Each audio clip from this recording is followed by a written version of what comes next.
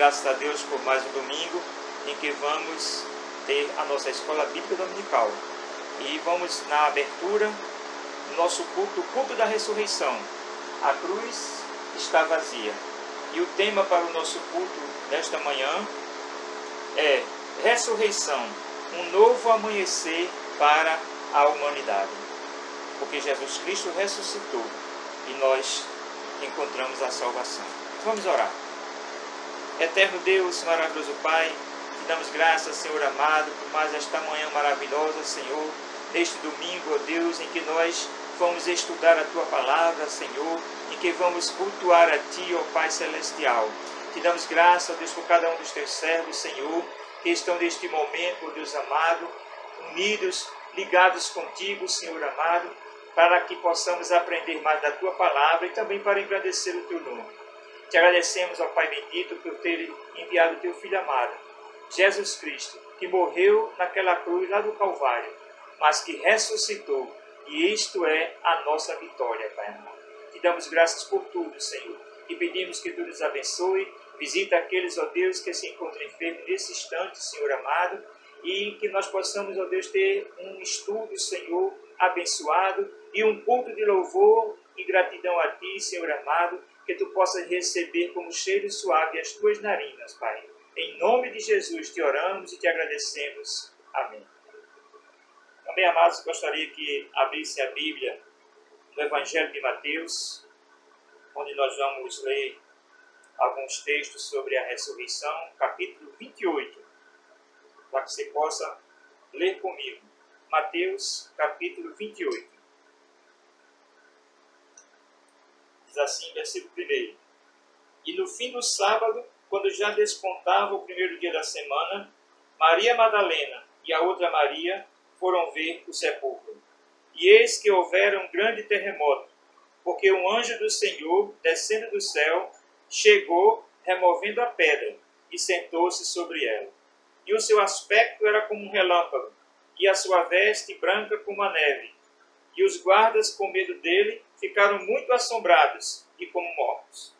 Mas o anjo respondendo disse às mulheres: Não tenhas medo, pois eu sei que buscai a Jesus, que foi crucificado. Versículo 6. Ele não está aqui, porque já ressuscitou, como tinha dito. Vinde e vede o lugar onde o Senhor jazia. Ide, pois, imediatamente, e dizei aos discípulos que já ressuscitou dos mortos. E eis que ele vai adiante de vós para a Galiléia. Ali o vereis. Eis que eu vos tenho dito. E saindo elas pressurosamente do sepulcro, com temor e grande alegria, correram a anunciá-lo aos seus discípulos. E indo elas, eis que Jesus lhes sai ao encontro, dizendo: Eu vos saúdo. E elas, chegando, abraçaram os seus pés e o adoraram.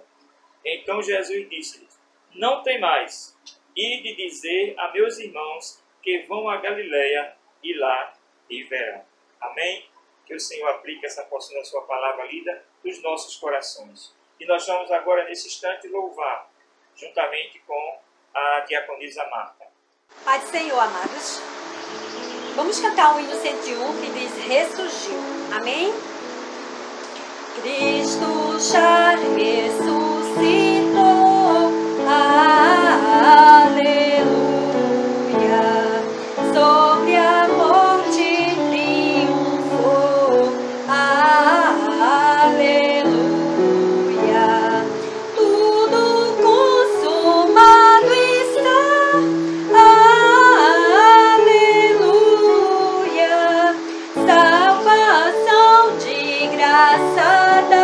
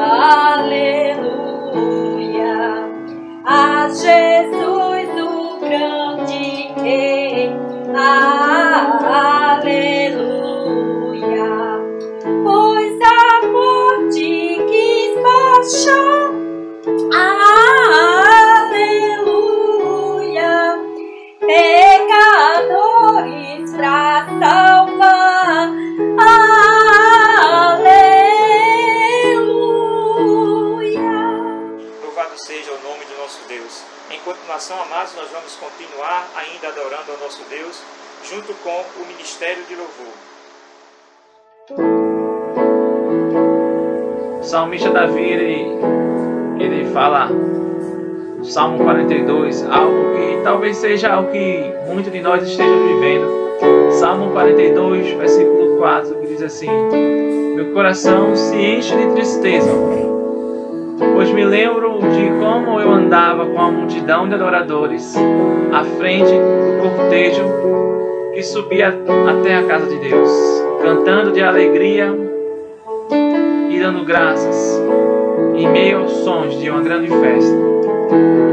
Talvez nesse momento você esteja se sentindo triste, com saudade da casa de Deus. Eu estou muito. E aí, a nossa alma talvez esteja precisando que o Senhor nos aquiete. No versículo 5 desse mesmo capítulo, ele diz assim: por que estás abatida, ó minha alma? Por que estás tão triste? Espera em Deus, pois ainda o louvarei, meu Salvador, meu Deus.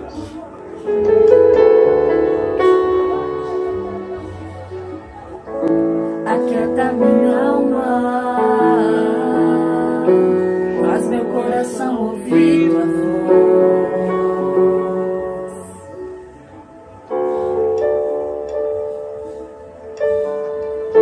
Me chama pra perto, só assim eu não me sinto só.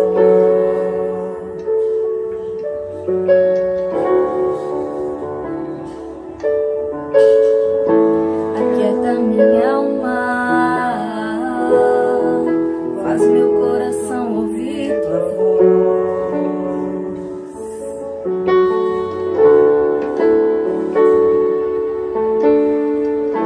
Me chama pra perto, só assim eu não me sinto só.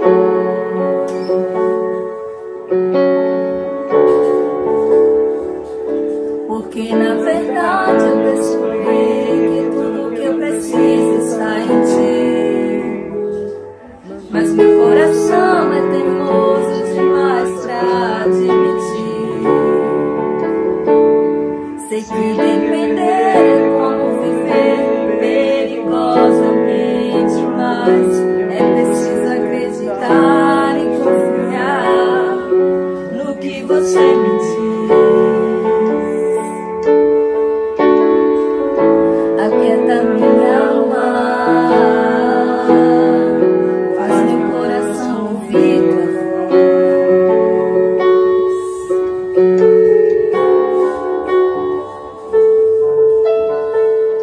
Me chama pra perto,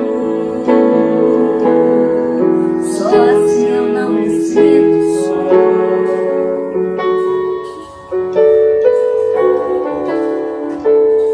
Eu sei que mesmo sem entender você está no controle, então me esconda no teu coração, me amar a ti, pra eu não desistir. Eu não quero mais fugir da tua vontade pra mim. Eu sei que vai ser difícil, mas você estará sempre comigo. E mesmo que minha alma grite, tente me fazer voltar atrás,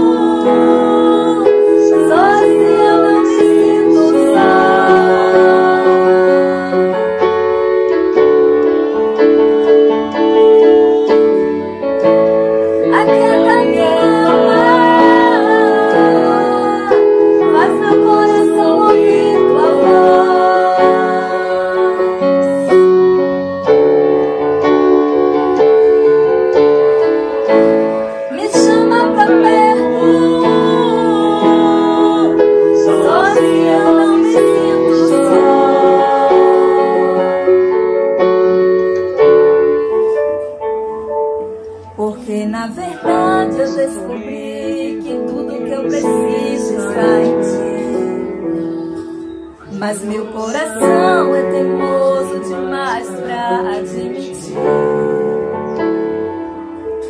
Sei que depender é como viver perigosamente, mas é preciso acreditar e confiar no que você me diz. Glória a Deus, louvado seja o nome do nosso Deus. Eu convido nesse instante a família Lima, vai participar também da Escola Bíblica Dominical deste culto. Convido o diácono Jacivan para fazer uma oração de agradecimento. Em seguida, a nossa irmã Niedja estará lendo um texto sobre a ressurreição e a irmã Noêmia irá cantar um hino louvando ao nosso Deus. Saudamos aos irmãos com a paz do Senhor. Nós queremos pedir ao diácono Jacivan que faça uma oração especial de agradecimento, porque a nossa escola hoje vem falar sobre a ressurreição de Jesus Cristo. Amém? Oremos. Graças e paz, queridos. Assim oremos. Soberano e eterno Deus, Pai querido, nós queremos te agradecer, Senhor, a tua bondade, a tua misericórdia, Deus, na vida, ó Deus, nossa, Senhor, na vida do teu povo. Queremos te agradecer também, Senhor Deus, por este dia, Senhor, dia que, ó Deus, o povo, ó Deus, comemora a Páscoa, mas nós, ó Deus amado, comemoramos principalmente a ressurreição do nosso Senhor Jesus Cristo, Senhor. Nós queremos, ó Deus amado, com muita gratidão, Senhor, registrar o que está na tua palavra, quando diz que tu, ó Deus, nos deste o Senhor Jesus Cristo e com ele todas as coisas, Amém. Senhor.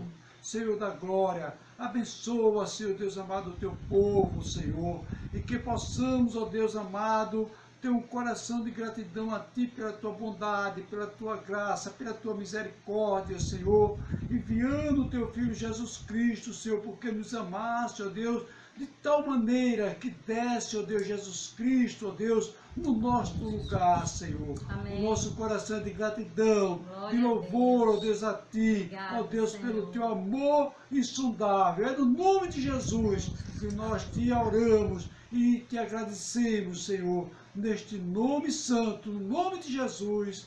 Amém, amém. Senhor, amém. Amém. Abramos a palavra de Deus no livro de Lucas, capítulo 24, versos do 1 ao 6. Diz assim a palavra do Senhor. E no primeiro dia da semana, muito de madrugada, foram elas ao sepulcro, levando as especiarias que tinham preparado, e acharam a pedra revolvida do sepulcro. E entrando, não acharam o corpo do Senhor Jesus Cristo. E aconteceu que, estando elas perplexas a esse respeito, eis que pararam junto delas 2 varões com vestidos resplandecentes. E estando elas muito atemorizadas e baixando o rosto para o chão, eles lhe disseram: por que buscais o vivente entre os mortos? Não está aqui, mas ressuscitou. Lembrai-vos como vos falou, estando ainda na Galileia. Amém? E estamos hoje celebrando a ressurreição, um novo amanhecer para a humanidade. Temos um texto aqui também que diz o seguinte: foi no primeiro dia da semana que a história recomeçou. A ressurreição trouxe uma nova expectativa de vida e de transformação. Um sacrifício perfeito de Cristo, assumindo o lugar de todos nós na cruz, revela a justiça divina e o seu amor para com as pessoas. Ao remover a pedra que estava à frente do sepulcro, Cristo nos mostra que sempre vai remover os obstáculos para que vejamos sua glória. A igreja não pode celebrar um Cristo morto, pois ele vive e voltará em glória. Amém. Lembrando-se sempre de suas palavras para sermos cartas vivas do Senhor, anunciando a sua morte e a ressurreição até que ele venha. Amém. Amém? Agora nós iremos cantar louvando ao Senhor.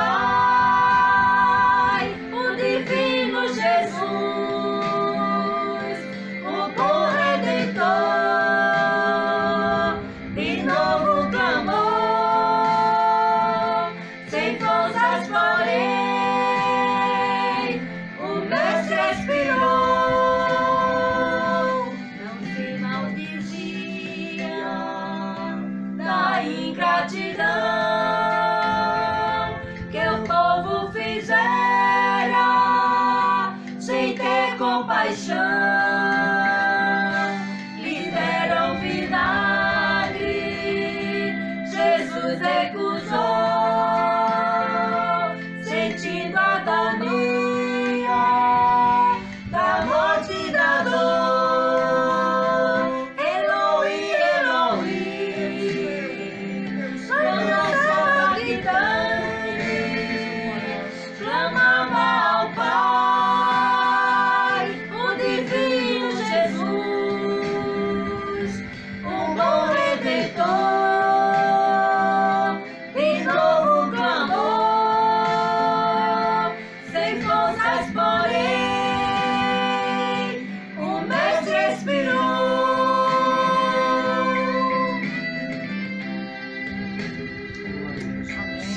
Louvado seja o teu nome, Jesus, porque Jesus pagou um alto preço em meu lugar. Glória a Deus. A luz se fez trevas, a terra tremeu, morrendo na cruz, o Filho de Deus, rasgou-se o véu da separação, nos dando a graça, a paz e o perdão. Eloi, Eloi, lama sabachthani, clamava ao Pai, o divino Jesus, o bom Redentor, de novo clamou, sem forças porém, o Mestre expirou. Eloi, Eloi, lama sabachthani, clamava ao Pai, o divino Jesus, o bom Redentor,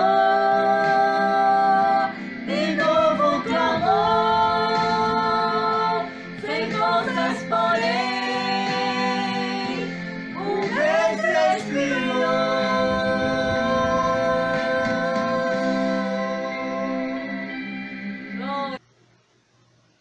A palavra agora está com o irmão José Cláudio. Amém. Glória a Deus. Em Apocalipse, no capítulo 7, versículos 9 e 10, diz o seguinte: Depois destas coisas, olhei, e eis aqui uma multidão, a qual ninguém podia contar, de todas as nações, e tribos, e povos, e línguas, que estavam diante do trono e perante o Cordeiro, trajando vestes brancas e com palmas nas suas mãos, e clamavam com grande voz, dizendo: Salvação ao nosso Deus, que está sentado no trono, e ao Cordeiro. Jesus é merecedor de receber toda a nossa adoração. Vamos louvar ao Senhor quando a diaconisa Marta, mais uma vez, cantando o hino de número 60. Amém. Saudai o nome de Jesus, arcanjos postrais, arcanjos vos prostrai, o Filho do glorioso Deus com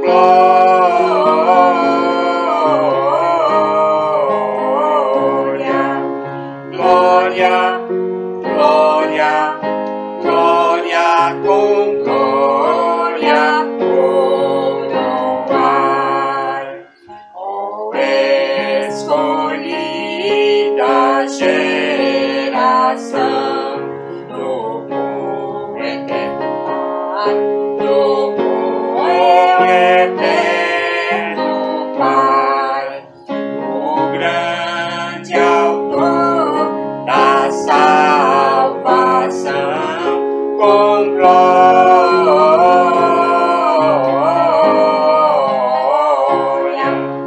glória, glória, glória com glória coroai.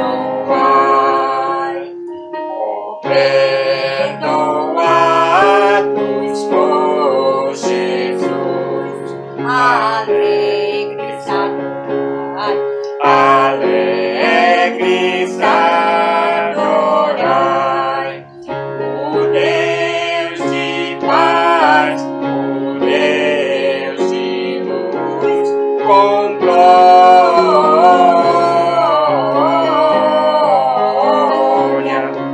glória, glória, glória, com glória, coroai,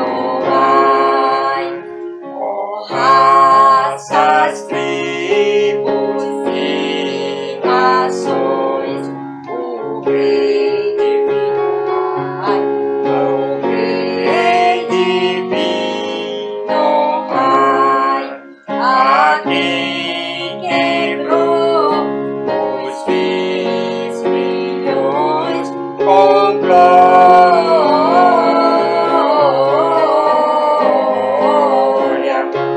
glória, glória, glória, com glória, coroai. Amém. Agora a nossa diaconisa Marta vai orar e em seguida o diácono e professor Wendel está com a palavra. Te agradecemos, ó Deus, por mais um dia que o Senhor nos concedeu, ó Deus. Te agradecemos, ó Deus, pela tua morte, pela tua ressurreição. Te agradecemos, ó Deus, pelos teus cuidados para conosco, ó Deus. Te agradecemos, ó Deus, por cada um que participou nesta manhã, Senhor. Que o teu nome seja glorificado, ó Deus. Que chegue diante de ti como cheiro só nas tuas narinas, Senhor. Amém. Porque tudo que nós fazemos para ti, Senhor, é de todo o nosso coração, para te louvar e te adorar. Continua conosco, falando aos nossos corações através da tua palavra. Em nome de Jesus, para a glória do teu nome. Amém. Amém. E amém. Saúde, irmãos, com a paz do Senhor. Nós, neste domingo, 12 de abril, né, nós vamos continuar com a nossa lição. E hoje vamos falar sobre a nossa lição, que tem por tema, né, central a igreja eleita, né, mas que hoje, na lição número 2, nós vamos discutir sobre a sublimidade das bênçãos espirituais em Cristo. E aí eu convido os amados para abrirem as Bíblias ou acompanhar a leitura de classe aqui conosco, né, mas se você quiser abrir, esse texto que nós vamos ler, na verdade, depois você pode ler com mais calma, né? Eu vou ler Efésios 1. A lição ela vai se tratar do versículo 1 ao versículo 14. Nós não iremos ler os 14 versículos, mas ao longo da lição a gente vai passar por eles. E depois, com calma, os irmãos podem, enfim, se debruçar sobre esses textos, né? Então, a lição hoje ela vai se concentrar em Efésios, do capítulo 1, do versículo 1 ao versículo 14. Bom, vamos ler em dois momentos, né? Então, na primeira parte nós vamos ler Efésios 1, o versículo 13 e 4, e depois, ainda em Efésios 1, o versículo 9 e 14. Então, acompanhe conosco aqui. O versículo 3 diz assim: Bendito o Deus e Pai de nosso Senhor Jesus Cristo, o qual nos abençoou com todas as bênçãos espirituais nos lugares celestiais em Cristo, como também nos elegeu nele antes da fundação do mundo, para que fôssemos santos e irrepreensíveis diante dele em amor. Agora, a partir do versículo 9 ao 14. Descobrindo-nos o mistério da sua vontade, segundo o seu beneplácito, que propusera em si mesmo, de tornar a congregar em Cristo todas as coisas na dispensação da plenitude dos tempos, tanto os que estão nos céus como as que estão na terra. Nele, digo, em que também fomos feitos herança, havendo sido predestinados conforme o propósito daquele que faz todas as coisas segundo o conselho da sua vontade, com o fim de sermos para louvor da sua glória, nós, os que primeiro esperamos em Cristo, em quem também vós estáis, depois que ouvistes a palavra da verdade, o evangelho da vossa salvação, e tendo nele também crido, foste selado com o Espírito Santo da promessa. O versículo 14 e o último. o qual é o penhor da nossa herança para redenção da possessão de Deus para louvor da sua glória.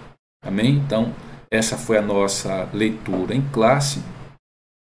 Vamos para a nossa lição, né, para os nossos comentários. Então, primeiro é importante saber que Deus ele planejou, né, de antemão conceder bênçãos espirituais aos eleitos. Quem são os eleitos? São os escolhidos.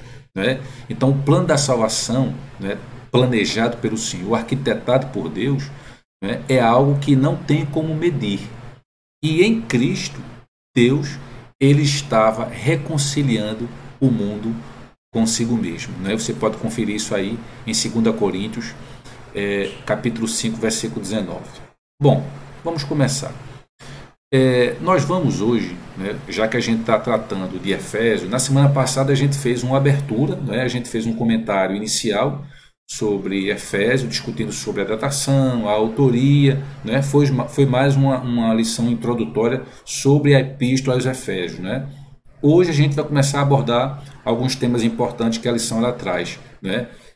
E aí vamos abordar hoje de maneira específica a grandeza, a excelência e a perfeição do projeto divino para conceder bênçãos espirituais aos escolhidos. Ou seja, o que a gente tem certeza é que Deus ele concede bênçãos espirituais àqueles aos quais ele escolheu. E aí, desde a eternidade, né, aprove a Deus executar um plano para restaurar e reconciliar a humanidade caída. Ou seja, logo em seguida, né, com o pecado de Adão e a separação do homem de Deus, né, ou seja, Deus ele já tinha naquele momento, ou seja, ele não deixou o homem jogado, né, o homem sem rumo. Né? Deus ele criou um plano para redimir e para reconciliar, né, essa humanidade distante de Deus, reconciliar essa humanidade com o próprio Deus. E aí, Paulo, na sua carta, né, ele se mostra agradecido exatamente porque Deus revelou esse mistério que estava oculto, né? Ele revelou aos homens. Né? Ou seja, Paulo, a gente vai ver a partir do versículo 3, né? Paulo ele realmente fica extremamente agradecido a Deus, né? Exatamente porque o plano da redenção ele determinava a reconciliação entre a humanidade e Deus, que estava quebrada exatamente por causa do pecado de Adão. Tá? E aí nós passamos então a adquirir uma nova posição em Cristo. Estávamos perdidos, né? Condenados à morte, porém, devido à infinita graça e misericórdia de Deus, Deus ele nos outorgou em Cristo o privilégio da salvação. O que é outorgar? Outorgar significa dizer impor, né? Ou seja, de maneira não seria o correto, não seria a palavra autoritária, né? Mas assim, Deus ele na sua soberania, ele impõe ao homem, ele outorgou ao homem o privilégio da salvação em Cristo, o privilégio da salvação em Cristo, tá? E aí o primeiro tópico, né, da nossa lição de hoje é doxologia. O que vem a ser doxologia? Bom, uma palavra até estranha, difícil até certo ponto de pronunciar, mas eu coloquei aqui o significado. A doxologia é a manifestação de louvor e enaltecimento a Deus. Ou seja, quando a gente fala aleluia ou glória a Deus, nós estamos exaltando, né, enaltecendo a pessoa de Deus, a pessoa de Cristo. Isso é a doxologia. Tá?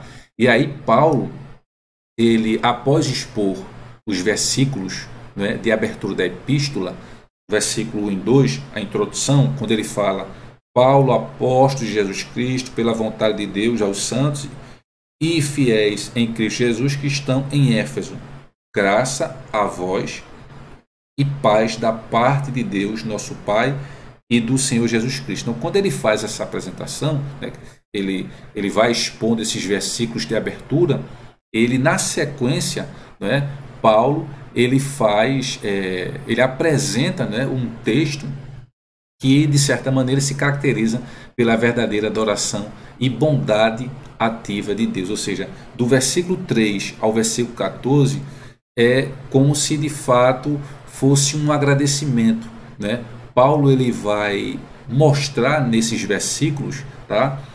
A forma como Deus ele nos abençoou em Cristo. E ele começa, né? Ele começa a frase dizendo exatamente aqui: bendito o Deus e Pai de nosso Senhor Jesus Cristo. Está no versículo 3, né? Ou seja, a palavra bendito aqui, ela significa digno de louvor. Então, quando ele diz bendito seja o Deus e Pai, ele está querendo dizer que Deus é digno de louvor, né? Então, Paulo ele já começa, né, enaltecendo e dizendo que só Deus ele é digno de louvor. Então, isso no que diz respeito ao enaltecimento da pessoa de Deus, tá? Bom, com relação às bênçãos espirituais. Então, as bênçãos, elas são espirituais, não são bênçãos materiais, né? Ou seja, essas bênçãos, elas provêm, né, dos lugares celestiais. Ou seja, essas bênçãos espirituais, ao qual lemos no texto, ela são bênçãos que vêm do reino espiritual. E são bênçãos que elas são mencionadas durante todo esse texto que a gente está vendo aí em Efésios capítulo 1, do versículo 3 ao 14. E aí essas bênçãos que está mencionado em todos esses textos, em versículos, né? A gente lê alguns deles na introdução da aula. Essas bênçãos são mencionadas ao longo dessa passagem. Então, por exemplo, são bênçãos tais como que Deus ele nos elegeu para sermos santos. Então você consegue perceber isso no versículo 4, né? Efésios capítulo 1, versículo 4. Porquanto Deus nos escolheu nele antes da criação do mundo para sermos santos. Então Deus nos elegeu, Deus elegeu você, meu irmão, para ser santo. Santo não significa dizer perfeito. Santo quer dizer, no original, separado. Então não tenha medo de dizer que você é santo, porque você de fato é separado. Nós somos santos porque somos separados para Deus, né, para a adoração a Deus. Então Deus ele nos elegeu para sermos santos. Ele também nos predestinou para sermos filhos. É o versículo 5.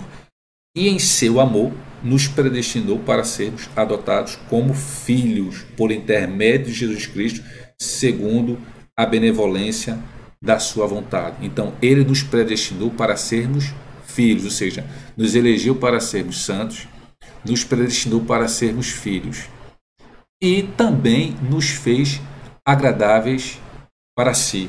O versículo 6. Para o louvor da sua glória, graça, a qual nos outorgou gratuitamente no amado. Então nos fez agradáveis para si, assim também como no versículo 7, nos remiu por meio do sangue de Cristo. Está aí no versículo 7.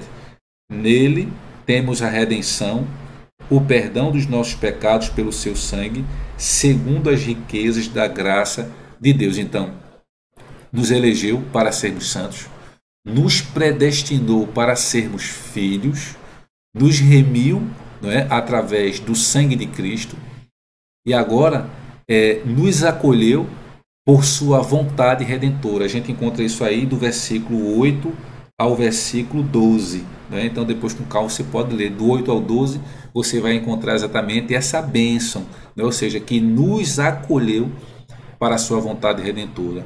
Ainda continuando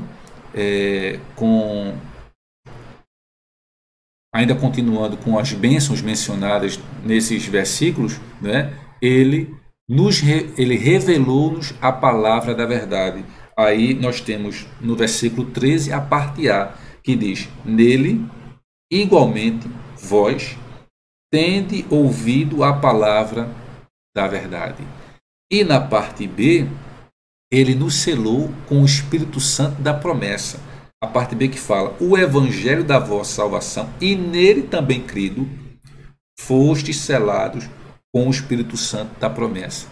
E ainda, por fim, o versículo 14 garantiu a validade dessa promessa.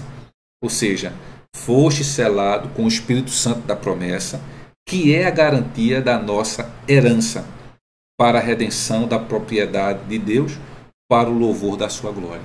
Ou seja, então veja, irmão, quantas bênçãos espirituais nós recebemos por estarmos seguindo, né, esse Deus tão maravilhoso. Então, Deus, ele nos elegeu para sermos santos, separados. Temos que ser separados do mundo. Não dá para viver com o mundo. O mundo já nos maligno. Então, Deus, ele instituiu um povo para ser eleito, para ser separado. Então, nos elegeu para sermos santos, nos predestinou para sermos filhos, né? Nós somos filhos de Deus, nos fez agradáveis para si, nos remiu através do sangue de Cristo, nos acolheu por sua vontade redentora, revelou para nós a palavra da verdade e nos selou com o Espírito Santo, que é o Espírito Santo da promessa, né?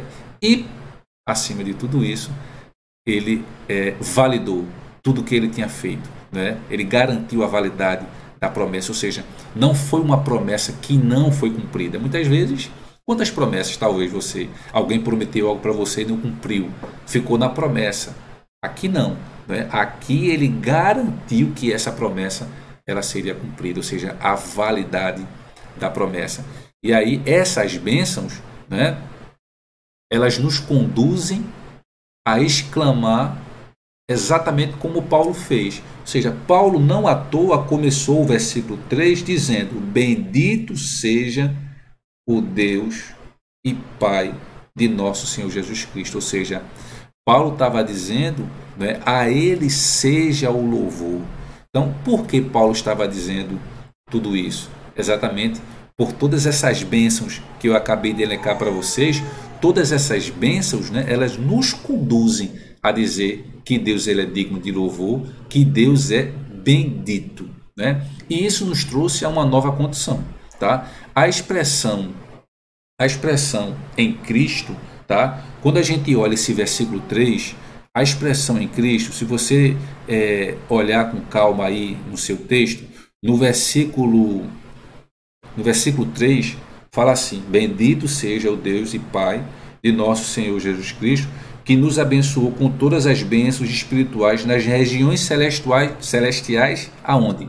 Em Cristo, tá? Ou seja, isso significa dizer que somos abençoados com toda bênção espiritual a partir de sua pessoa e obra realizada no Calvário. Ou seja, em Cristo. A expressão que nós somos abençoados em Cristo, ela significa dizer que somos abençoados, né, a partir da pessoa de Cristo e de tudo que ele fez, de toda a sua obra realizada no Calvário, né? Hoje é o domingo, é o chamado domingo de Páscoa, né? O domingo que nós chamamos de domingo de ressurreição. Na verdade, é exatamente isso, meu irmão. Tudo isso começou na cruz. Tudo isso começou na obra do Calvário. E foi exatamente esta obra do Calvário e a sua ressurreição que nos possibilita hoje, em meio à dificuldade, em meio aos obstáculos, né? Isso nos possibilita dizer que somos abençoados, né? Ou seja, somos um povo escolhido, somos um povo eleito. Deus nos constituiu para sermos separados, para sermos exclusivamente dele. E isso só foi possível pelo sangue derramado de Cristo lá no Calvário. Em João, me acompanhe na leitura, em João capítulo 1, abra sua Bíblia, deixe ela aberta, né? É uma escola dominical, então você precisa estar acompanhando os textos.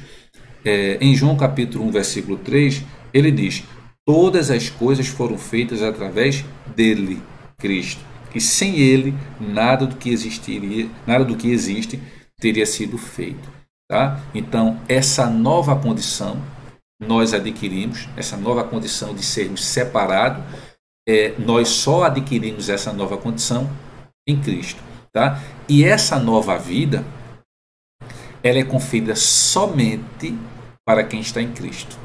Isso é o oposto da nossa vida antiga, ou seja, aqueles que um dia viveram distante de Cristo, tá? Em algum momento estavam perdidos, né, estava no lamaçal, enfim, estava no mundo da perdição.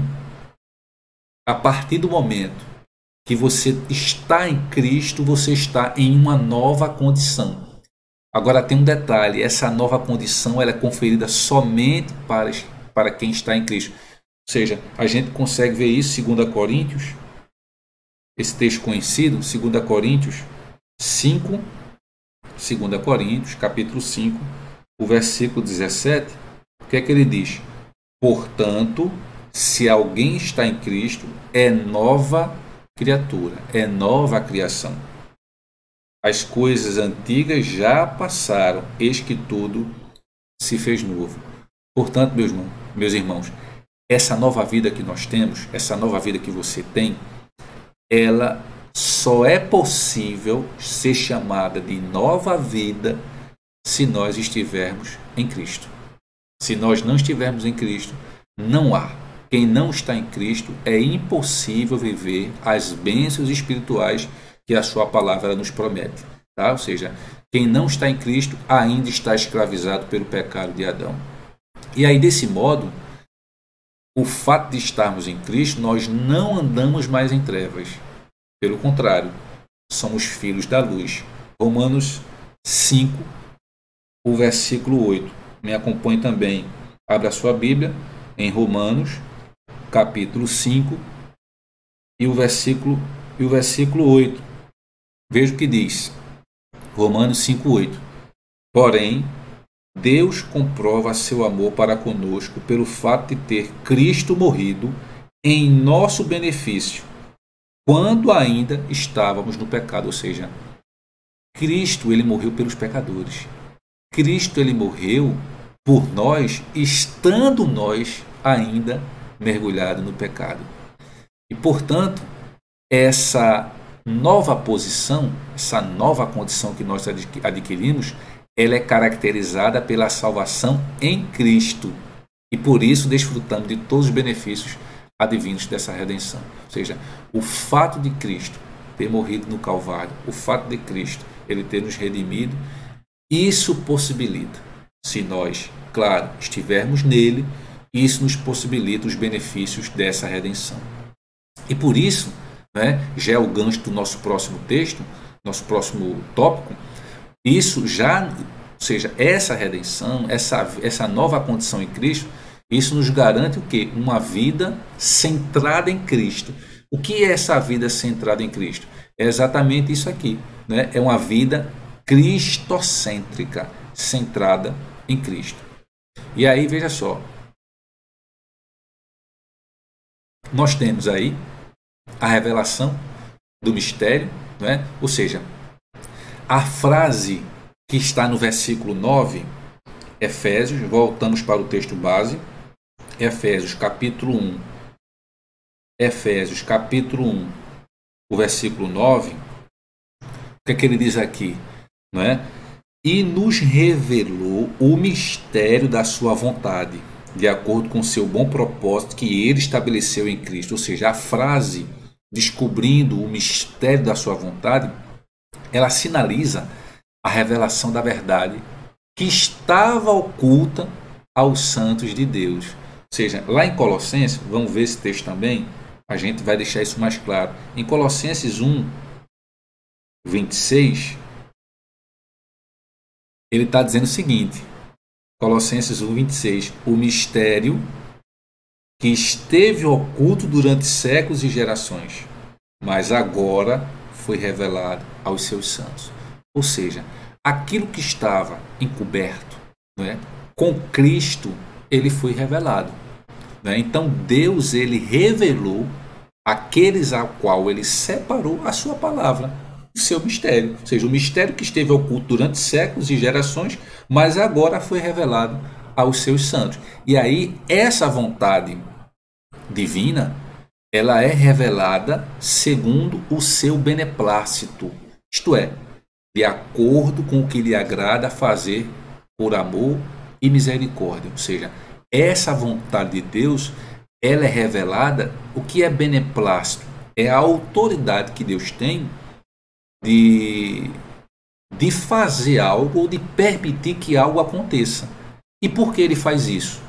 Por amor e por misericórdia. Né? Então, uma vida cristocêntrica, ela está centrada em Cristo, né? Pela sua vontade divina. E isso é importante entender que o plano de Deus, a gente já está nesse tópico 12 agora sobre a plenitude dos tempos. O plano divino, ele é fazer convergir em Cristo todas as coisas.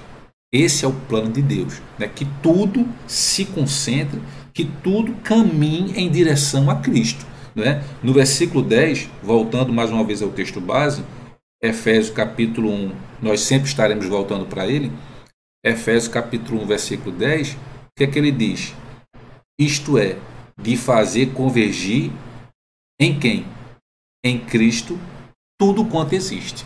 Ou seja, o plano de Deus é fazer que todas as coisas elas caminhem para Cristo. Agora, isso, tá, é uma observação importante. Isso implica dizer que todo o universo, céus e terra, estarão submissos à autoridade e à soberania de Cristo.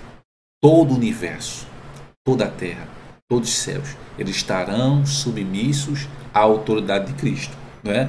Podemos verificar isso em Romanos capítulo 14, o versículo 11, que diz assim: porquanto está escrito, por mim mesmo jurei, diz o Senhor, diante de mim todo joelho se dobrará e toda língua confessará que eu sou Deus. Não é? Então, a ruptura provocada pelo pecado de Adão, ou seja, com o pecado de Adão, nos separamos de Deus. E isso só é restaurado completamente em Cristo. Ou seja, então quer dizer que na época dos profetas, né, na época do Antigo Testamento, os sacrifícios que eram feitos, o holocausto, ali havia uma convergência direta com Cristo? Não. Apesar de simbolicamente a gente sabe que tudo aquilo ali representa Cristo, né, tudo só foi plenamente restaurado com a morte de Cristo.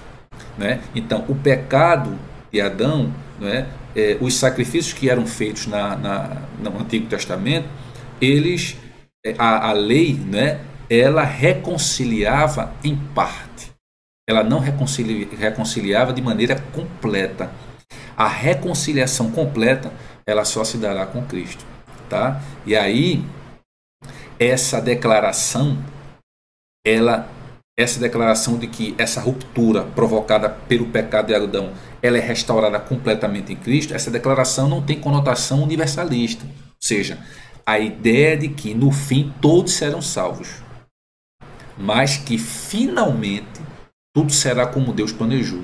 Ou seja, aquela ideia de que todas as religiões, né, levam a Cristo, de que tudo leva a Cristo e que no fim todos vão ser salvos, a gente sabe que isso não é verdade.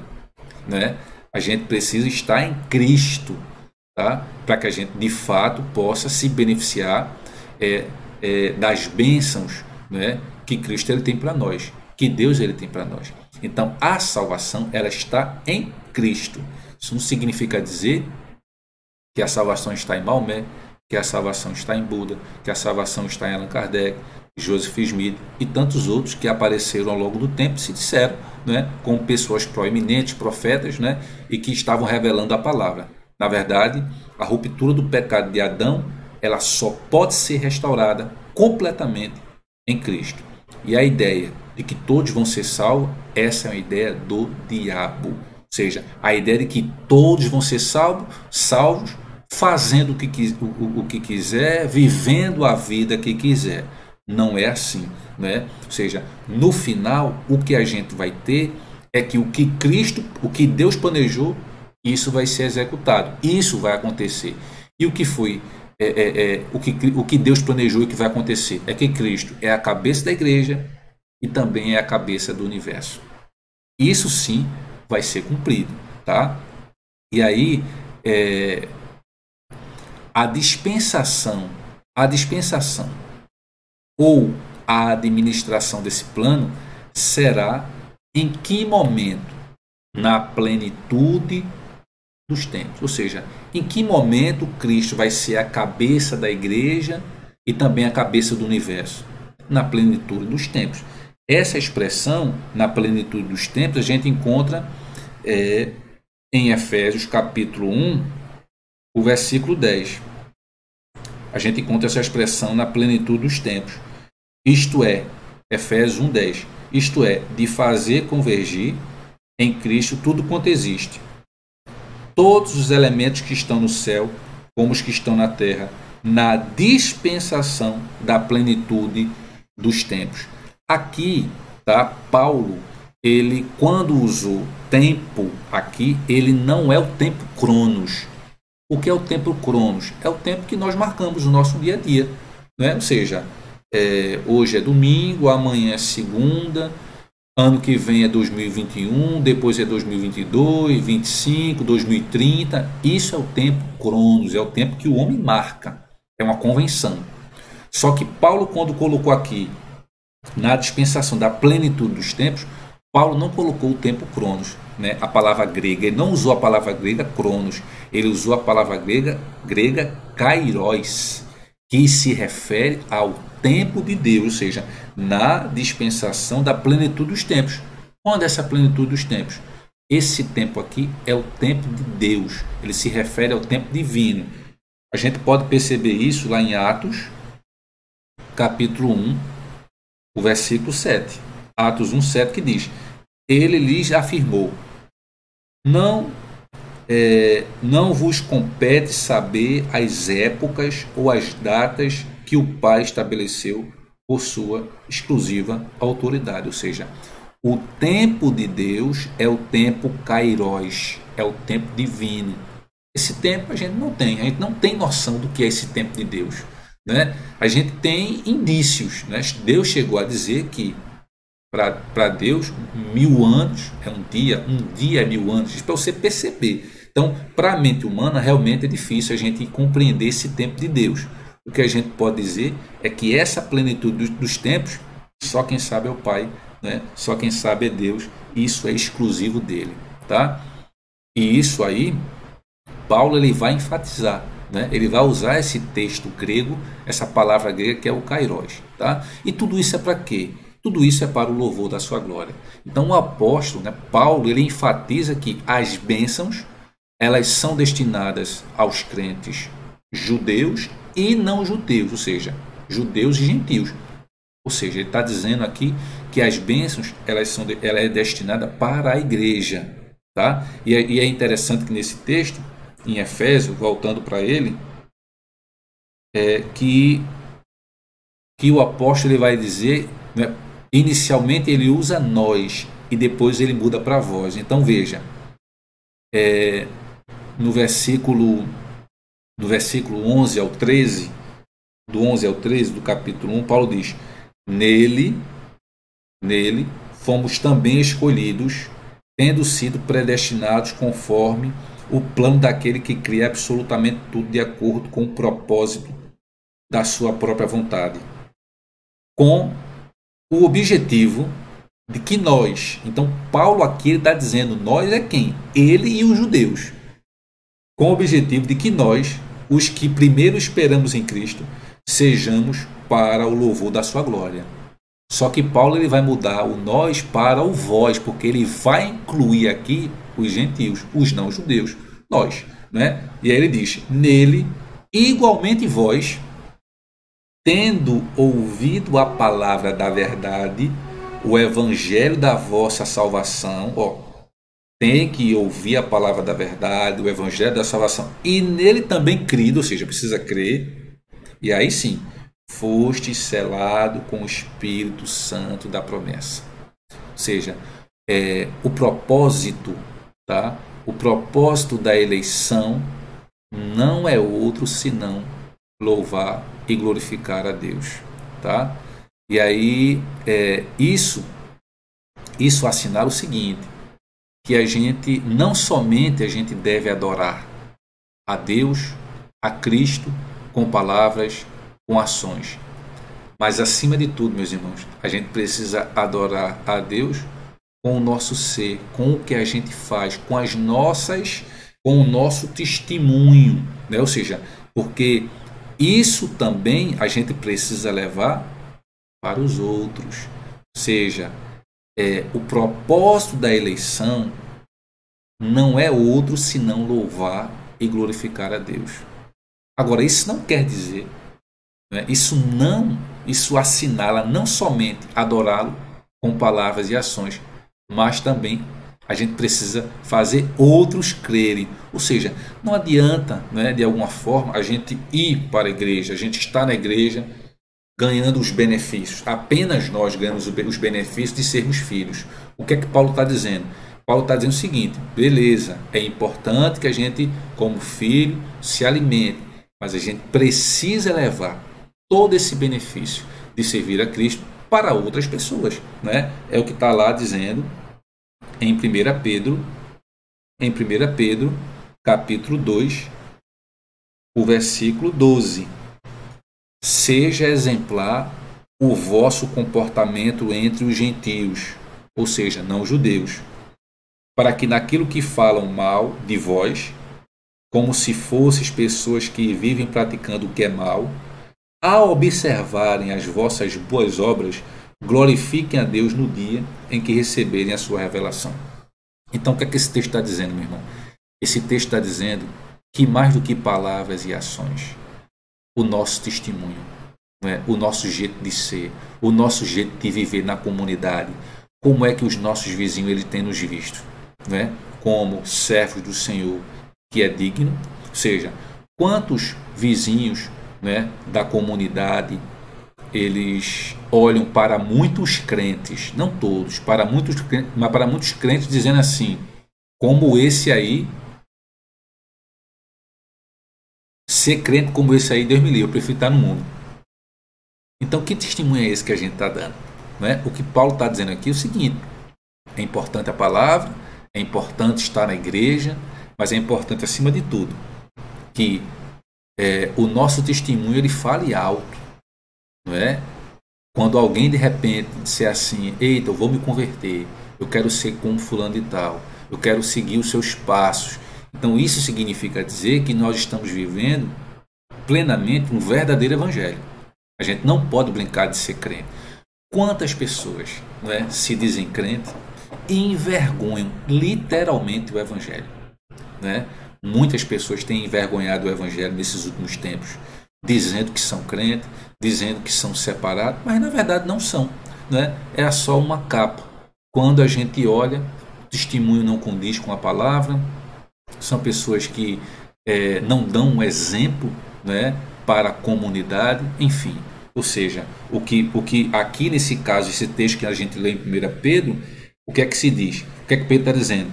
Seja exemplar o vosso comportamento entre os gentios.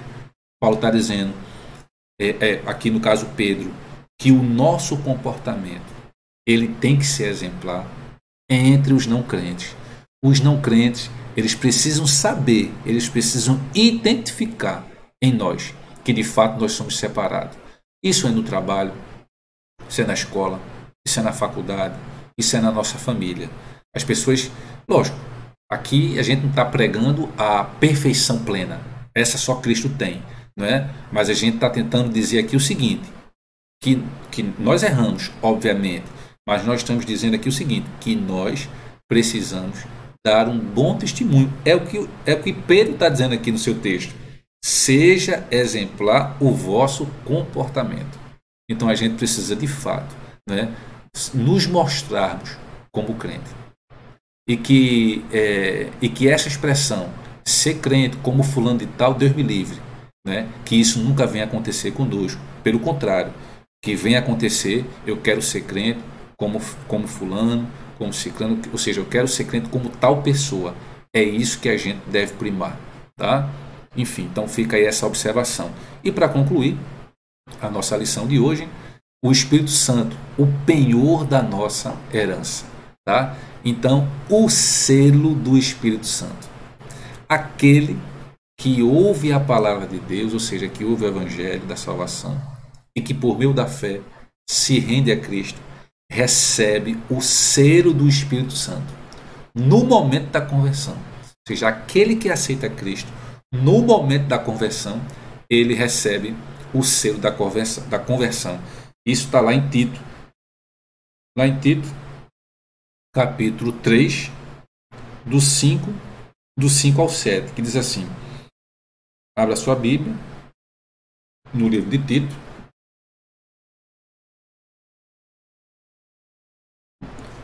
Tito, capítulo 3, do versículo 5 ao 7, que diz: não por causa de alguma atitude justa que pudéssemos ter praticado, mas devido à sua bondade, ele nos salvou por meio do lavar regenerador e renovador do Espírito Santo. Né? Aí depois você pode ler com calma o versículo 6 e também o versículo 7. Então, aquele que ouve a palavra de Deus, aquele que ouve o evangelho e que por meio da fé se entrega a Cristo, ele recebe automaticamente o selo do Espírito Santo no momento da conversão. Nos tempos bíblicos, né, era muito comum o selo, ele era usado como sinal de propriedade e posse de uma pessoa. Então, normalmente, né, as pessoas importantes, elas tinham um anel, né, e elas tinham um anel e uma espécie de cera.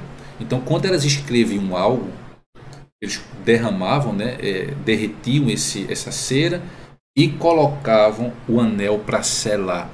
Então, aquele documento ele passava a ter autoridade, porque as pessoas sabiam, olha, é fulano de tal, né, é uma pessoa importante. E como é que elas identificavam que essa pessoa era importante? Pelo selo, pelo anel. Então, simbolicamente, tá, o selo ele é um sinal de propriedade, de posse. E é um sinal de importância, obviamente. Tá? E aí, Jesus, né, Deus, ele, ao conceder o Espírito Santo ao crente, ele está identificando aquelas pessoas como pertencentes a Cristo. Pois o Espírito Santo testifica daqueles que são filhos de Deus. Lá em Romanos, vejamos aqui, Romanos, capítulo 8. Vamos ler aqui alguns versículos. O versículo 9, Romanos 8, o versículo 9, que é que ele diz: vós, contudo, não estáis debaixo do domínio da carne, mas do Espírito, se é que de fato o Espírito de Deus habita em vós. Todavia, se alguém não tem o Espírito de Cristo, não pertence a Cristo. Então, meus amados, a gente só pertence a Cristo se nós temos o selo, né? Ou seja, aquele documento ele só tem validade, né, simbolicamente falando, na antiguidade, quando um servo levava o documento para outra pessoa importante, aquele documento ele só tinha validade se ele estivesse selado com a identificação daquele proprietário. O que significa dizer com esse texto do versículo 9 que nós acabamos de ler aqui? É que se alguém não tem o Espírito Santo, portanto, se alguém não se rende a Cristo, não pertence a Ele. Não é? Não pertence a Ele. O versículo 9, lembra o versículo 15 agora. Pois vós não recebestes um espírito que vos escravize para andardes, uma vez mais, atemorizados, mas recebestes o Espírito que os adota como filhos, por intermédio do qual podemos clamar Abba, Pai.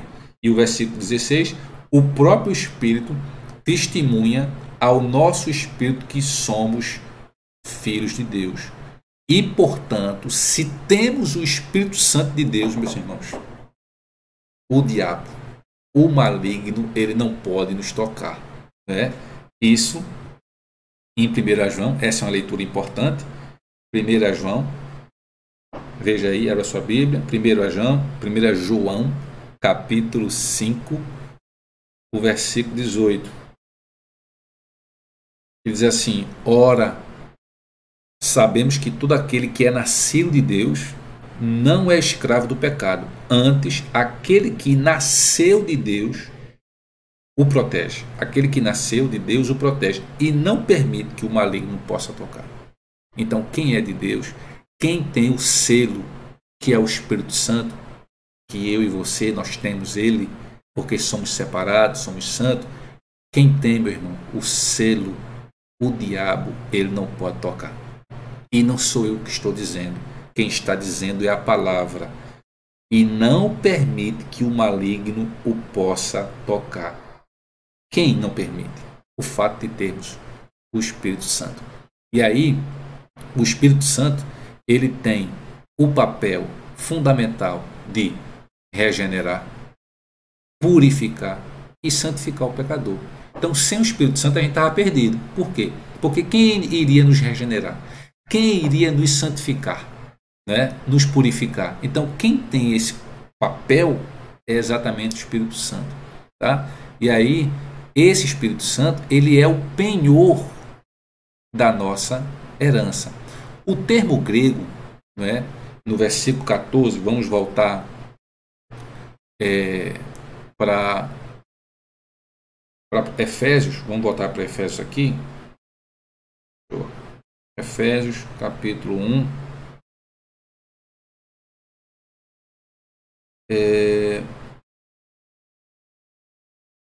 Efésios, capítulo 1, o versículo 14, que ele diz, né, que é a garantia, ou seja, no final do versículo 13 ele diz: fostes selados com o Espírito Santo da promessa.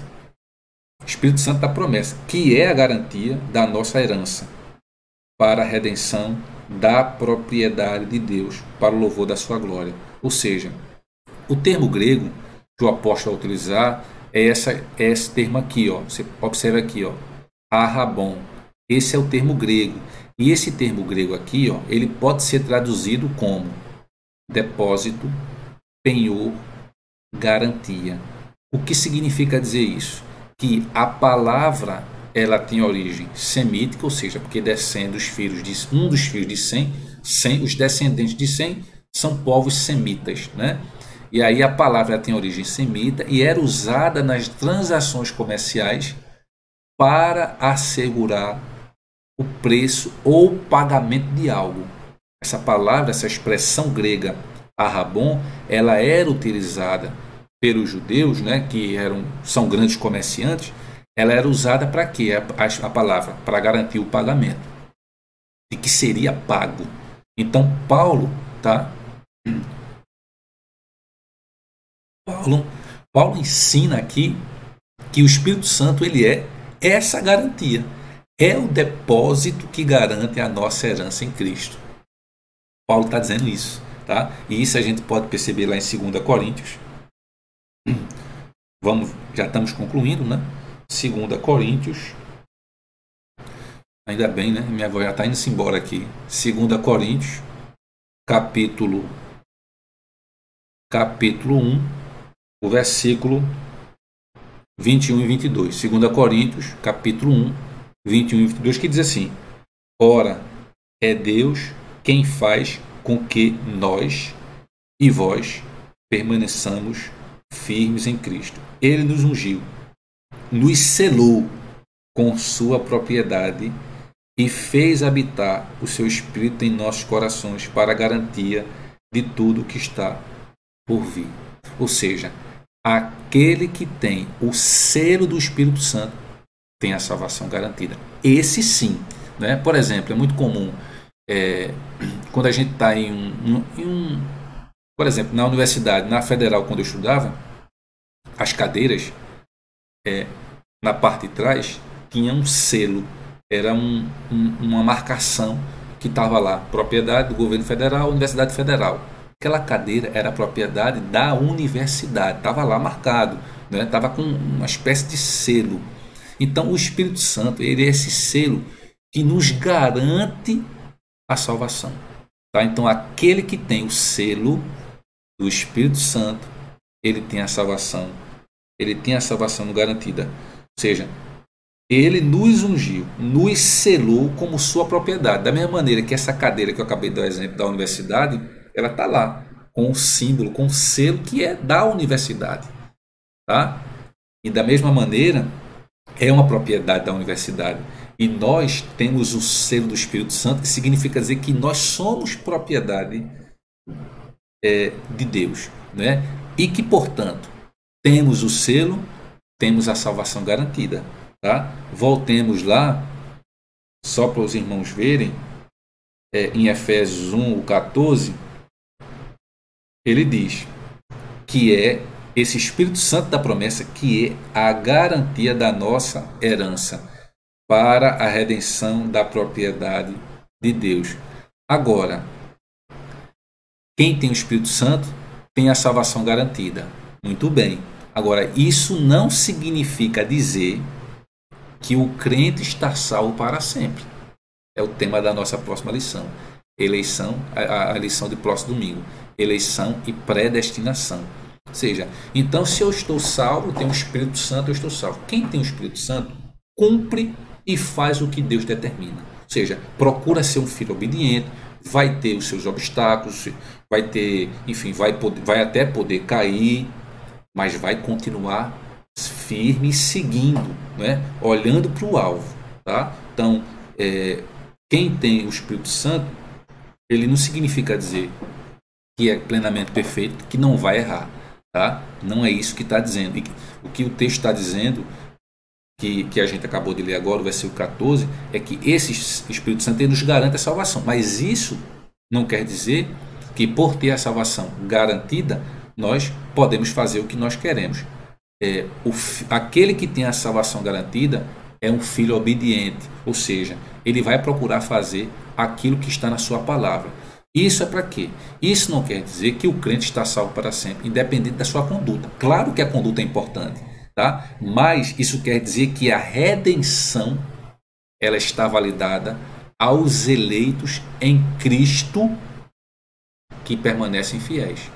Então não adianta da boca para fora dizer que é o Espírito Santo, que tem o Espírito Santo e não ser obediente, né? Ou mesmo não perseverar até o fim, né? E permanecer em Cristo. O nosso texto de encerramento, Mateus capítulo 24, o versículo 13, o que é que está dizendo? Aquele, porém, que continuar firme até o fim, será salvo. Este sim. Quem continua firme até o fim, este tem a salvação garantida. Não é? Quem permanece firme. E esse que permanece firme é o que obedece a palavra, é o que tem uma vida, como a gente leu no texto lá em Pedro, que procura ter uma vida exemplar para a comunidade, que vai errar, sim, que pode até cair, mas que vai continuar a perseguir para o alvo. Amém? Então, que Deus ele nos abençoe. Né? Hoje a gente discutiu o capítulo 1 de Efésios, do versículo 3 ao versículo 14. Discutimos coisas importantes. Tá? Então, que domingo que vem vai ser uma lição também muito importante, porque nós vamos discutir sobre eleição, né? E predestinação, à luz da palavra, com muita tranquilidade. Né? Então, que os irmãos continuem firmes, né? Na impossibilidade ainda de estarmos juntos, mas nós vamos estar aqui na EBD, cumprindo, né, o nosso compromisso de cristão, que é aprender a palavra do Senhor. Então, que Deus nos abençoe. Amém.